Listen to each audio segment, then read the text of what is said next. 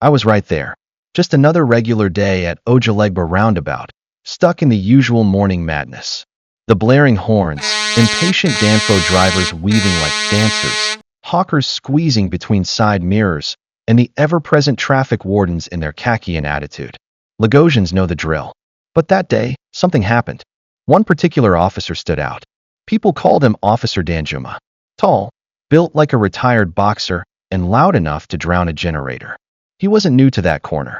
For years, he controlled traffic like he owned the road, waving some cars through, stopping others aggressively, always with that intimidating face that dared you to argue. But everyone knew. Behind that uniform was a man hungry for settlement. That morning, around 8:45 a.m., a black Toyota Camry, clean, tinted, quiet engine, was approaching the roundabout. The driver, a calm-looking man in his 40s, slowed down as instructed. I stood not far, buying gala and watching from a shaded spot. Officer Danjuma flagged him down sharply. The man stopped. Then, the shouting started. "You're obstructing traffic." But I stopped where you signaled. "Shut up. Do you want to teach me my job? Where's your license? Insurance? Fire extinguisher?" Within 5 minutes, the argument escalated. The man brought out all his papers, complete. Nothing was missing. But Danjuma wasn't backing down. Another officer whispered something into his ear. Danjuma waved his hand. The car was impounded. "But why?" the man asked again. "I've not broken any rule." "You day talk back? Go meet us at the station if you like your car." They entered the Camry and drove off, with the officer behind the wheel. 2 hours later, news broke on WhatsApp groups around the area. Accident at Suralere. Black Camry crashed by traffic warden. The pictures? Bad. The front of the car was smashed. Windshield shattered. Bonnet folded like cardboard. People rushed to the scene. I joined them. There it was, the same Camry. The same license plate. Officer Danjuma sat on the floor, holding his bleeding arm and looking completely dazed. The passenger seat officer was unconscious. Crowd gathered. Some recognized him immediately. Someone shouted, "Na the car way una sees from that man this morning oh."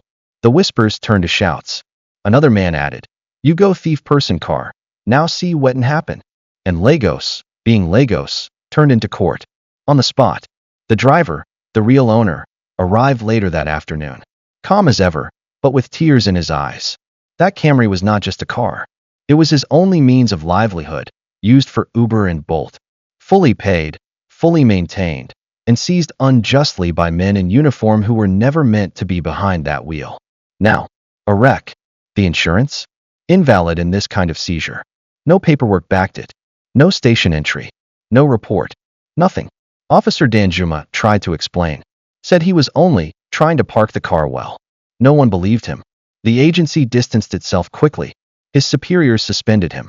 Then came the debt, repairs, medical bills, a formal investigation. The man whose car was taken? He took it to court. Officer Danjuma's reputation? Gone. His savings? Dried up. That small pride of being feared on the road. Useless. In Lagos, stories like this don't make the 9 o'clock news. But they live on, in whispers, in Facebook posts, in Danfo discussions, in roadside talks. This one, I saw it. I lived it. We see uniforms and assume they mean order. But sometimes, behind those badges are broken men using power to mask pain or chase profit. It could have ended differently. But pride drove the car, and karma held the keys.